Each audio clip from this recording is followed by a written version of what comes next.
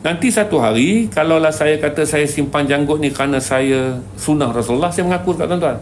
Tapi buat masa sekarang, saya tahu saya berbohong. Saya simpan sekarang ni, di mana saya mohon maaf, saya kata saya minta maaf kerana saya tak pernah berkawan dengan orang alim. Inilah saya kata azab Allah bagi dekat saya. Allah bagi saya pangkat yang tinggi, gaji yang besar, tapi Allah tak bagi saya tertib untuk memahami orang yang alim. Saya menangislah depan Syekh Nurdin kerana saya malu. Dia orang yang pergi dakwah seluruh dunia, orang yang bagi nyawa dia, orang bagi hidup dia kerana jalan Allah. Dulu tak nak simpan janggut, saya tak pernah. Cuma satu kali, bagusnya ustaz, orang kata inilah ilmu ustaz-ustaz yang tinggi kan. Saya dulu pernah pakai janggut untuk stylo. Saya tak faham ni, tak ada lagi mencintai sunnah. Tapi satu kali saya posting gambar lama saya dengan Ustaz Ibnu Rejal. Kebetulan saya simpan ada janggut sikit, saya sambungkan dengan kumis ni. Kemudian genap setahun pesta buku, gambar tu saya publish balik. Jadi Ustaz Ibnu Rijal tengok, ni kenapa saya simpan janggut ni? Kan Ustaz Ibnu Rijal. Kebetulan waktu tu saya sibuk dan saya lupa cukur janggut saya. Okey, jadi bila posting tu baru, saya tak ada janggut.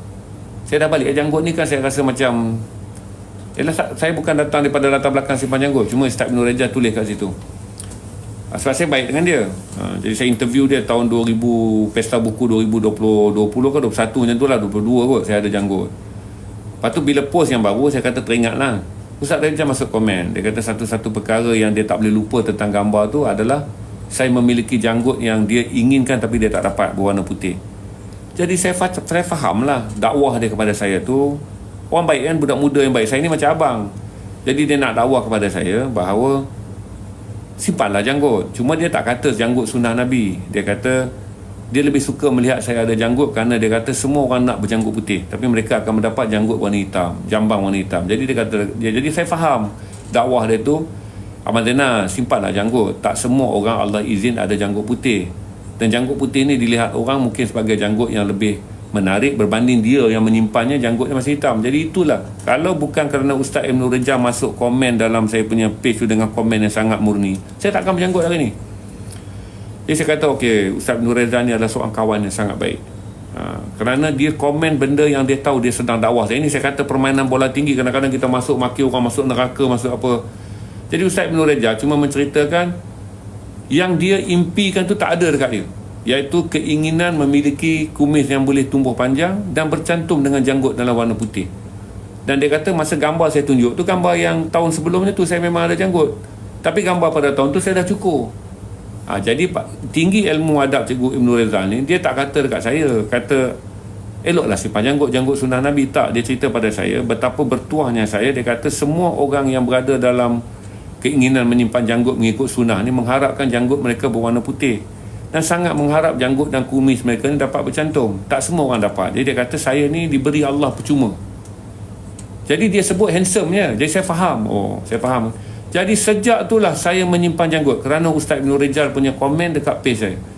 Saya ni meraihkan budaya komen yang sihat. Sebab tu saya percaya komen yang boleh membawa mudarat dan komen yang boleh membawa berkat. Sebab tu saya sensitif pada komen-komen semua. Sebab saya percaya bahawa kebaikan boleh. Jadi sejak tu saya simpan janggut. Dan tiap-tiap kali saya ni tak kata nak gunting kan, saya akan ingat muka Ustaz Ibnu Rijal. Saya akan kata, okay, gunting jangan terlajak atas, nanti pendek, nanti Ustaz Ibnu Rijal tengok dia marah. Saya potonglah, jaga-jaga sikit-sikit. Kerana saya memuliakan orang yang membuat komen yang kemuliaan dia nampak dalam komen tu. Jadi kalau tuan-tuan tanya dekat saya simpan janggut ni kerana sunnah Nabi, saya mengaku tidak. Tidak, kerana saya menjaga hormat kepada Ustaz Ibnu Rijal. Satu hari kalau Allah bagi dekat saya hidayah hinggalah saya ni menyimpan janggut kerana sunnah Rasulullah, saya mengaku dekat tuan-tuan. Buat masa sekarang saya akui bahawa kerana dakwah Ustaz Ibnu Rijal, maka dapatlah dia pahala ke atas janggut yang selagi saya simpan, kerana saya menyimpannya hingga hari ini, kerana menghargai dakwah dia sangat halus ketika dia komen gambar lama. Nanti satu hari, kalaulah saya kata saya simpan janggut ni kerana saya sunnah Rasulullah, saya mengaku dekat tuan-tuan. Tapi buat masa sekarang, saya tahu saya berbohong. Saya simpan sekarang ni, setiap hari janggut ni ada, saya doakan Ustaz Ibnu Rijal akan mendapat pahala. Kerana dia yang mendakwahkan saya. Walaupun sebenarnya saya simpan janggut sekarang kerana menghormati dia. Komen dia masuk dengan saya fikir dia pun lama nak tulis ayat tu, supaya macam mana sampai ke Abang Zainal ni komen pula dekat public ni posting. posting gambar saya dengan dia pasal pesta buku. Lepas tu gambar terbaru saya pula tak ada janggut. Saya fikir-fikir dia hantar. Jadi saya memuliakan teguran dia yang sangat berhemah, maka saya simpan janggut. Jadi kalaulah satu hari saya datang kata cinta saya pada janggut kerana sunnah, saya mengaku pada tuan-tuan, tak payah bohong. Saya bohong. Tak payahlah kita nak semua benda kita nak claim benda itu berlaku kerana kemuliaan diri kita. Banyak benda yang berlaku kat atas diri kita adalah kerana kemuliaan orang lain. Kerana kemuliaan para sahabat, kerana kemuliaan orang yang menegur kita, kerana kemuliaan kita ada kawan. Okey? Jadi saya bagi tahu pada tuan-tuan, tak semua benda yang kita buat ke atas diri kita ni yang kita rasa kita hebat. Banyak benda yang berlaku ke atas diri kita kerana kita ada kawan yang baik, kita ada orang yang berikan kita teguran yang baik. Sebab tu saya sensitif orang komen, orang cela, orang hina. Sebab saya membesar dengan percaya buku boleh bawa kebaikan. Saya ni kena marah bila saya terbitkan program. Saya kerja dengan lebih daripada 100, 200, 300 ustaz. Sebab saya menerbitkan 9 tahun sebagai penjaga kandungan TB Al-Hijrah. Jadi Syekh Nuruddin Al-Banjari ni, Syekh Nuruddin Syekh Nuruddin Syekh Nuruddin Al-Banjari Al-Maqi ni satu kali marah dengan saya. Jadi saya menangis ni. Saya lah menangis, dia tak menangis. Dia marah. Jadi satu hari dia nak jumpa saya. Saya diterbitkan program dia di TV Al-Hijrah ni. Saya terbitkan program dia. Kebetulan saya tak tahu tertib dia bila, kan kita tengok live kan. Bila live sepatutnya saya ni kena ada. Sebab saya ni, dia ni masa ni dia datang TV Al-Hijrah kerana saya tamu. Time dia lah saya duduk dekat bilik lah buat kerja. Saya tak berada dalam studio melihat dia. Jadi tak elok dari segi tertibnya, tak betul. Kemudian kru saya pula park kamera. Sambil park kamera, kru saya duk communicate lah WhatsApp. Jadi Ustaz Syekh Nuruddin tak gembira dengan budaya yang akhlak yang sedemikian. Maka Syekh Nuruddin panggil saya dan menegur. Menegur mengatakan di atas tertib ilmu, dia kata dia ni tetamu siapa? Saya kata tetamu saya lah. Maka adalah tidak wajar seorang tetamu datang bercakap kepada kamera, orang yang mengundangnya tu duduk dalam bilik buat kerja.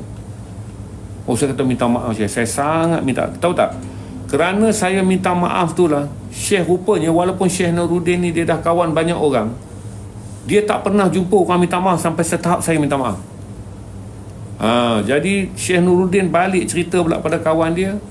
Dia rasa tersentuh. Di mana saya mohon maaf, saya kata Syekh, saya minta maaf kerana saya tak pernah berkawan dengan orang alim. Inilah saya kata azab Allah bagi dekat saya. Allah bagi saya pangkat yang tinggi, gaji yang besar, tapi Allah tak bagi saya tertib untuk memahami orang yang alim. Saya menangis lah depan Syekh Nuruddin kerana saya malu. Dia orang yang pergi dakwah seluruh dunia, orang yang bagi nyawa dia, orang bagi hidup dia kerana jalan Allah. Lepas tu dia panggil jumpa saya kerana perkara yang kecil je. Rakaman tu setengah jam, apa salahnya saya letak kerusi dan duduk dengar. Kerana saya jemput dia. Tapi sebab kita ingat live talikas dekat televisyen ni macam artis menyanyi lah artis lah. Lepas tu penonton tengok, habis tu kita bayar duit. Tapi Syekh Nuruddin tegur saya, dalam hubungan manusia ni, saya ni jemput dia. Jadi dia tamu saya, dia tak peduli ni studio ke undang-undang stesen ke tak boleh, dia tamu saya. Kemudian saya pun, tapi yang nak jadikan cerita ni adalah saya meminta maaf dengan dia bersungguh-sungguh. Hinggalah kata orang-orang rapat. Lepas tu bila Syekh naik kereta, Syekh mengatakan dia tak pernah jumpa orang yang memohon maaf sesungguh-sungguh. Saya menangis meminta maaf dia. Saya kata saya minta maaf Syekh. Saya kata inilah, saya kata Allah bagi saya pengajaran. Saya kawan banyak orang, saya kenal ahli politik, saya kenal menteri, saya ada akses hinggalah setengah sultan-sultan yang ada ni. Saya pergi minta apa pun tak pernah mereka tak bagi. Tapi saya kata inilah pertama kali saya ditegur kerana adab. Saya kata saya minta maaf Syekh. Saya kata saya memang tak faham adab ni. Kalaulah saya buat Syekh merajuk, saya mohon maaf kerana orang yang berada di jalan Allah, orang yang berdakwah di jalan Allah, orang yang beri nyawa pada jalan Allah, tak sepatutnya dilukakan oleh orang macam saya. Saya kata saya mohon maaf. Saya kata saya tak tahu lagi apa perkataan yang boleh saya cakap supaya saya ni mendapat redha Allah setelah saya melukakan seorang yang Allah pilih dan orang yang telah menghambakan diri di jalan Allah. Jadi Syekh Nuruddin ni baliklah dengan kemudiannya merasa sangat bersalah pula. Kerana dia kata patut tegur sikit dia, tapi tak ada masalah. Untuk saya ni, saya dapat satu pengajaran. Jadi pada hari kami nak berpisah tu, dia bagilah kain shawl yang panggil selendang dia tu pada saya, yang dicemburui oleh anak-anak murid dia kerana kata mereka itu adalah selendang antara yang Syekh sayang. Saya bagilah pada saya. Jadi saya jelaskan pada tuan-tuan bahawa dalam hidup ni taklah semua benda tentang kita ni adalah rida dia bagi pada saya. Jadi taklah semua dalam hidup, perkara dalam hidup ni, kebaikan yang berlaku kepada kita adalah kerana kita ni baik. Ada banyak kebaikan yang berlaku pada kita adalah kerana orang, Allah utuskan orang untuk sampaikan kebaikan pada diri. Tak ada sombong. Kalau saya nak kata janggut saya nak kata apa, sebahagian besar daripada apa yang saya dapat ini, kebanyakannya adalah kerana teguran orang, kerana kasih sayang orang. Jadi bila saya stream dengan tuan-tuan, kadang-kadang kerana saya fikir kata begitu banyak kebaikan saya perolehi pada orang lain, barangkali saya juga kena memberi kebaikan kepada orang lain. Jadi inilah macam mana saya belajar tentang hubungan kita stream, hubungan kita berkawan, hubungan kita menulis, hubungan kita apa pun. Kerana kita percaya bahawa kita ni hidup dengan Allah beri orang untuk membaiki diri kita. Sebab siapalah kita, Allah nak bagi kita kesedaran yang langsung. Dan kita pun tak mahu kesedaran yang langsung, takut kena aksiden, jatuh 40 hari koma barulah dapat gambaran kan, tentang simpan janggut je. Lepas tu kena demam panas pula, koma lagi, tentang tidak menghormati orang tua.